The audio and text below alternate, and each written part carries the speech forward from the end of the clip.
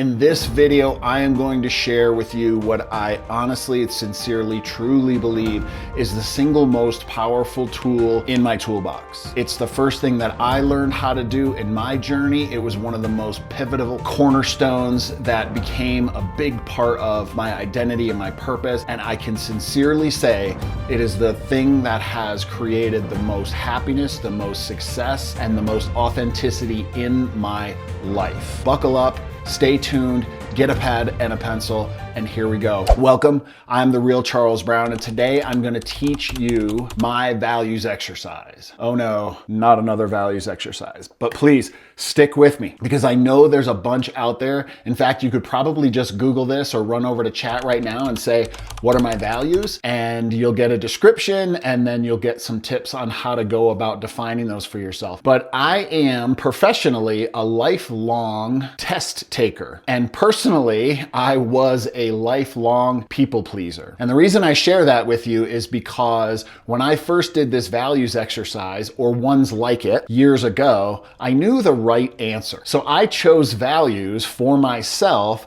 that I thought were gonna be attractive and appealing and what were expected of me from other people. So I've designed this values exercise to help you clear out that outside noise and really do this for yourself, because, and the way that I did that is I've created this exercise so that there's no right answer. So here we go. First step first, we're gonna talk more about this. This video is probably gonna be a little bit longer in length. I usually like to shoot for something nice and bite-sized for you, but this was gonna have several steps in it, and then everything that I can remember in a 10 or 15 minute window span, and how to really niche down and really define very clearly and authentically your values, and then how to leverage and use those. So for the first step in the process, I've created a list of values. Now, the list that I've created is pretty good, but it may not contain every single solitary value or everything that you might think is a value on the planet, okay? So by all means, if there's something that is missing,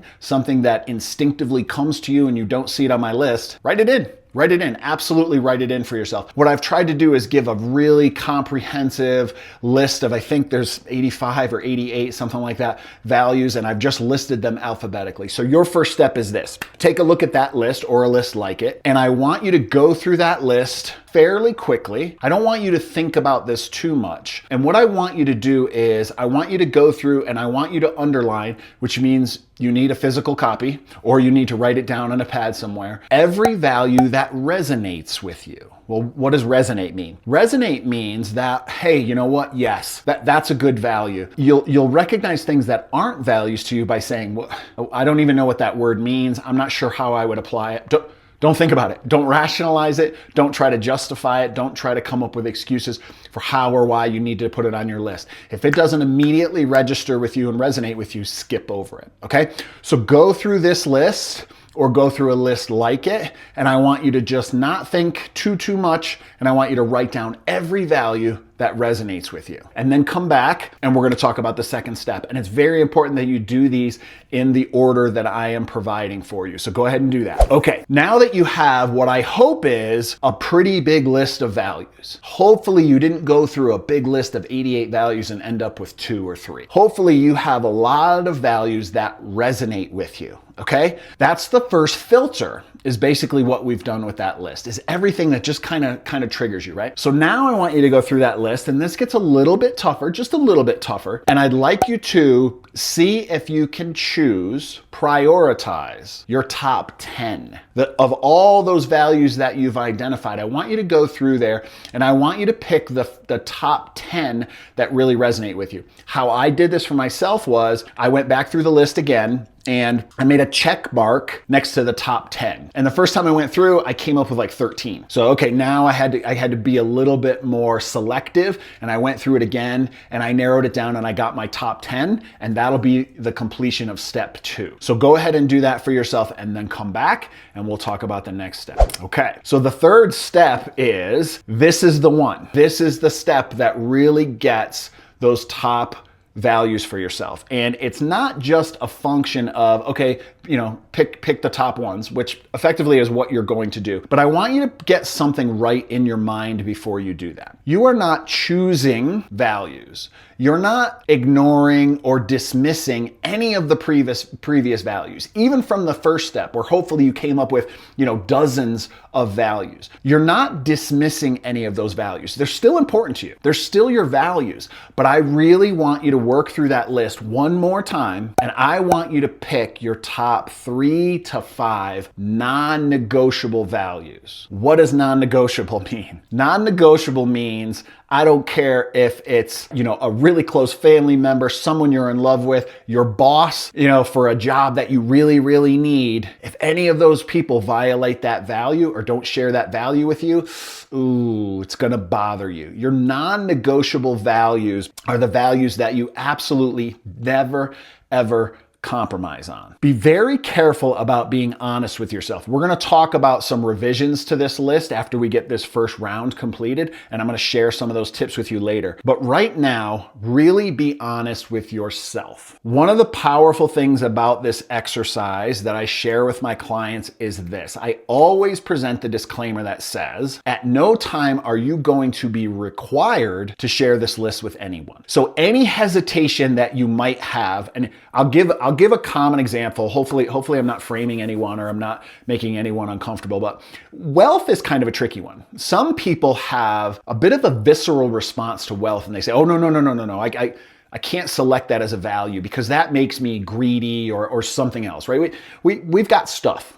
We've got stuff around money and wealth and success. So that is one of those values where people, I want wealth, but is that a value of mine? Ooh, I'm hesitant. Recognize that hesitancy. And if you're being really honest with yourself and I give you this pass that says you're not gonna have to share this list with anyone else, this is just private for you. You can even burn this list when you're done if you want. That's how honest I want you to be with yourself. If nobody else is gonna read this and nobody else is gonna see this, be that honest with yourself. When you are that honest with this exercise, that's what makes it powerful. It's not the filtering and the coming down and coming up with the top 3 to 5. It's about being honest with yourself. Because if you bullshit yourself and if you lie about this, you're going to come up with values that aren't true, that aren't authentic, and you're going to be making decisions based, and you're not going to end up with the life that you really want. Okay, that's the first piece of that. Why 3 to 5? There's a reason. Okay, and it's not just because it's a shorter list than the previous step. 3 is enough for you to be able to start to define a personality and an identity around. One value, that's great. That's great. And we're going to talk about, really owning these here in another minute. But one value is a single data point. And if you know anything about math, you know anything about geometry, you know anything about algebra, you kind of need 3 points to have a data to show a trend, right? So I really want you to work to make sure you have at least 3. Why only 5? Well, we're going to be talking about these and they're going to start to define your identity. And if you try to define your identity with 15 or 20 values, it gets really confusing and things really get diluted and you really get distracted. I want you to be able to focus on really important and valuable. 3 to 5. That's what you're shooting for. All right, so that's that step. Once you've got those, Charles, how do I know if these are my top 3 to 5? How do I know? I've never really learned. No one's ever taught me how to be honest with myself. Yup. That is something that very, very few of us were ever taught. We don't have a natural ability for that. So here's the litmus. Here's how you can tell if you're at least in the ballpark with those top 3 to 5 values. And here it is. Ready? It's right here. When you read those 3 to 5 values, do you have an emotional response? I've already used the word visceral, but I'm going to use it again. When you read that value, do you go, oh, yes. My own personal story, that's how I knew that I had finally come to my top 3 to 5. It was 5, but that's how I knew I had come to my honest top 5. Because every one of those values that I read was like, yes. And another test that I was able to perform is when I read one of those values, I was able to look back through my entire life and see signs that that value was present. Okay? So You've got ways that you can check and say, am I really being authentic? Am I really being honest? Trust your intuition, trust your heart, and trust your emotional response. That will tell you. If you don't, if you read those words and they're good words and it's nice, but I'm not going to cry over them. That's okay. It doesn't mean that you got the exercise wrong. We're going to move to the next step to help you really get those specific, okay? So let's assume that you've got your top 3 to 5.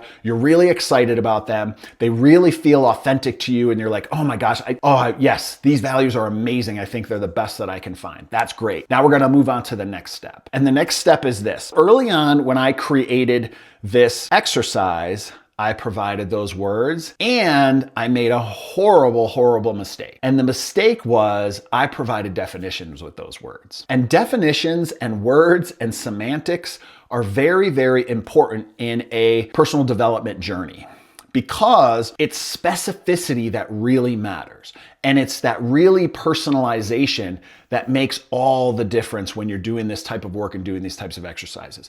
So I recognize that because my definition of adventure could be very different than your definition of adventure. And so if you're reading the word adventure with my definition, you might say, no, that's not what it means to me.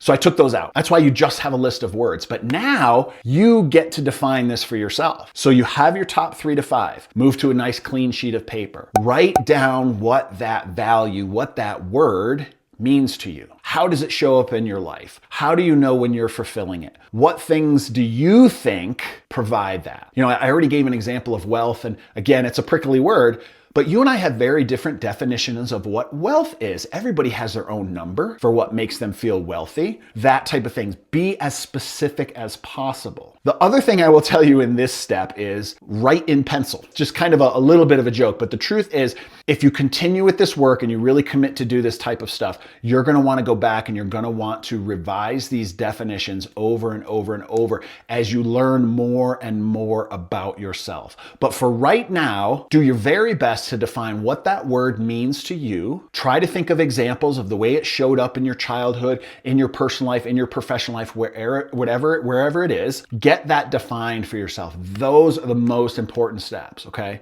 So that is really the meat of that whole exercise. I give you some examples. I kind of get the juices flowing. I give you a list. You identify all the values that really kind of hit with you and resonate with you. And then you prioritize those. You're not giving up any of those other values. They're all still important to you, but you're trying to prioritize those top 3 to 5 because those top 3 to 5 are going to help you define your identity. And once you have those, now you're going to super personalize those values by giving them your own definition. So there you go. That is the big exercise. And I know, hey, that's not too bad, Charles. It's like a 15-minute exercise. Probably took you a few minutes extra because you had to read through the list and you had to make the selections.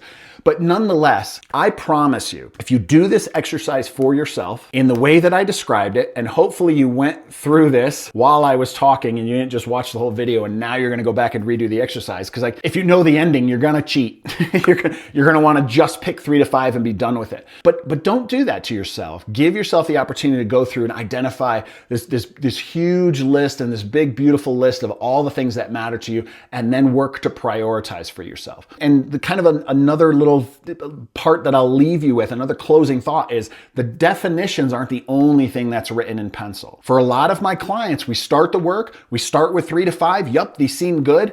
We get a little bit down the road and you know what? I think I got one of those wrong. I think I'm having a bit of a conflict here, and this part of my life really bothers me. Why? Well, because of this, this, and this. Well, why does it bother you? Well, because I don't think it should be that way. Oh, you think people should respect each other? Yeah. Well, where's respect? It's not on your 3 to 5. Oh gosh, yeah. How important is respect? Does it show up everywhere? Right? So not only are you writing those definitions in pencil because you want to continually revise them, but that list of 3 to 5, when you do more and more work, you might very well go back and do that. Again, my own example, that first list, my first list of top 5 values were not my values. I'll be honest with you right now. They were my parents' values, my boss's values, my ex-wife's values. They were who I thought I needed to be to make them happy and to be accepted by them. That's not what this exercise is about. Working with other people, pleasing other people, dealing with when we compromise on our values or not, that's a whole different conversation. So for the purposes of this exercise, go to a private place, close the door, do not disturb, shut off the lights, whatever you have to do, and be really, really honest with yourself, okay? So if you've gotten through this exercise and you do find that it's really exciting and it's really invigorating and you want to learn more, please visit my website. I'll put the link down below and schedule a VIP call. And actually, go back to the YouTube channel, go back to my YouTube channel, find the video on a VIP call and where I define what happens on a VIP call. It'll set your set your worries at ease a little bit about exactly what happens on that call. But I'd be happy to talk to you about the next steps after you do those. Okay, I've taken up enough of your time. Thank you so much. As always, if you found this valuable or you have other questions, man, that's what the comments are for. Put them down there. Give me a like. Of course, that's helpful for me because it tells me I'm on the right track and I'm sharing the right type of information, okay? All right, be good to yourselves and I'll see you again soon.